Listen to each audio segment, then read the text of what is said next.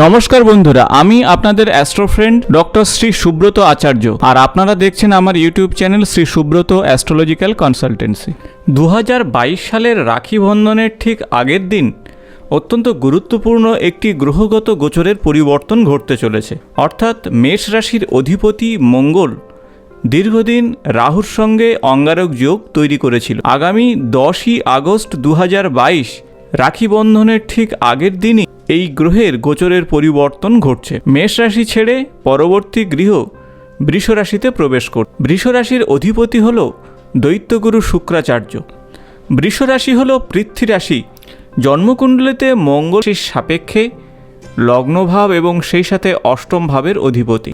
মঙ্গলের সঙ্গে রবি এবং চন্দ্রের বন্ধুত্বপূর্ণ সম্পর্ক রয়েছে এবং রাহু, কেতু, শনি এবং বুধের সঙ্গে শত্রুতাপন্ন সম্পর্ক। মঙ্গল মকর রাশিতে তুঙ্গস্থ থাকে এবং কর্কট রাশিতে নিচস্থ থাকে। তাই এই মঙ্গল আগামী 10ই আগস্ট 2022 বুধবার রাত্রি 9:43 নিজের গৃহ ছেড়ে পরবর্তী গৃহ বৃষ রাশিতে প্রবেশ করছে এবং এখানে আগামী 45 দিন অবস্থান করবে। তাই আগামী 45 দিন কোন কোন রাশির ক্ষেত্রে কী ধরনের শুভ বা অশুভ ফল আসতে চলেছে সে বিষয় নিয়ে আলোচনা করব।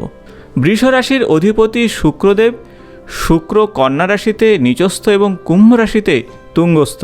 শুক্রদেবের দুটি গৃহ, একটি হচ্ছে বৃষ রাশি এবং অন্যটি হচ্ছে তুলা রাশি। এই ভিডিওতে আপনাদের সঙ্গে আলোচনা করব মঙ্গলের এই গোচরের পরিবর্তন মিথুন রাশি জাতক জাতিকাদের জন্য কী ধরনের শুভ বা অশুভ ফল আসতে চলেছে। মিথুন রাশির অধিপতি হলো বুধ এবং সেই সাথেই মিথুন রাশির সাপেক্ষে চতুর্থ ভাব অর্থাৎ কন্যা রাশিরও অধিপতি হলো বুধ। মঙ্গল মিথুন রাশির সাপেক্ষে দ্বাদশ ভাবে গোচর করছে। দ্বাদশ ভাব থেকে খরচ, ক্ষতি, পরিত্রাণ, হসপিটালাইজেশন এবং মোক্ষ লাভের বিষয়ে এই গৃহ থেকে বিচার করা হয়। মঙ্গল হলো আপনাদের রাশির সাপেক্ষে একাদশ গৃহ এবং সেই সাথে ষষ্ঠ গৃহের অধিপতি। একাদশ গৃহ হলো সার্বিক সফলতার গৃহ এবং অন্যদিকে ষষ্ঠ গৃহ হলো শত্রু, রোগ, এক্ষেত্রে পরিশ্রমের বিষয়ে বিচার করা হয় ষষ্ঠ গৃহ থেকে। তাই রোগ, শত্রু এবং ঋণ সংক্রান্ত বিষয়ে যেমন অশুভ ফল আসে, ঠিক অন্যদিকে কর্ম সংক্রান্ত বিষয়ে প্রচেষ্টার গৃহ হলো এই ষষ্ঠ গৃহ। তাই ষষ্ঠ গৃহ এবং একাদশ গৃহের অধিপতি দ্বাদশ গৃহে গোচরের পরিবর্তন মিথুন রাশি জাতক জাতিকাদের ক্ষেত্রে খুব একটা ভালো ফল নাও আসতে পারে। তাই এই সময়ে আপনারা অবশ্যই নিজেদের শরীর স্বাস্থ্যের প্রতি খেয়াল রাখুন।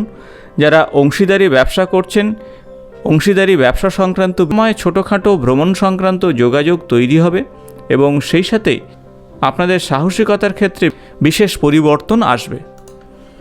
অন্যদিকে মঙ্গলের সপ্তম দৃষ্টি আপনাদের রাশির সাপেক্ষে ষষ্ঠভাবে থাকে এবং ষষ্ঠ গৃহ হলো বৃশ্চিক। মঙ্গলের অন্যতম গৃহ হলো বৃশ্চিক। তাই ষষ্ঠ গৃহের অধিপতি ষষ্ঠ গৃহে দৃষ্টি দেওয়ার ফলে কর্মসংক্রান্ত বিষয়ে বিশেষ সুযোগ সুবিধা আসবে। তাই কর্মসংক্রান্ত বিষয়ে প্রচেষ্টা এই সময় চালালে অবশ্যই সুযোগ সুবিধা পাবেন। এই সময়ে শত্রুপক্ষ আপনাকে সমস্যার মধ্যে ফেলার চেষ্টা করলেও আপনাদের বুদ্ধি বলের সাহায্যে সেখান থেকে বেরিয়ে আসবেন। অন্যদিকে শরীর স্বাস্থ্যের বিষয়ে অবশ্যই খেয়াল রাখুন। ডাক্তারবাবুর পরামর্শে আপনারা শরীর স্বাস্থ্য সংক্রান্ত বিষয়ে অবশ্যই সমস্যা থেকে বেরিয়ে আসতে পারবেন। এবং অষ্টম দৃষ্টি আপনাদের রাশি সাপেক্ষে সপ্তমভাবে সূচিত হচ্ছে।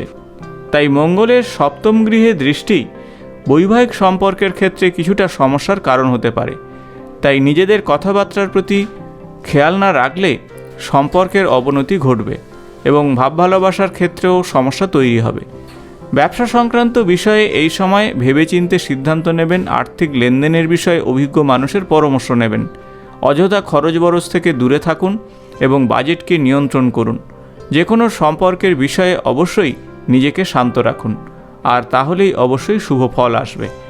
অন্যদিকে একাদশপতি মঙ্গল এবং একাদশের সঙ্গে সপ্তমের বিশেষ সংযোগ তৈরি হবে।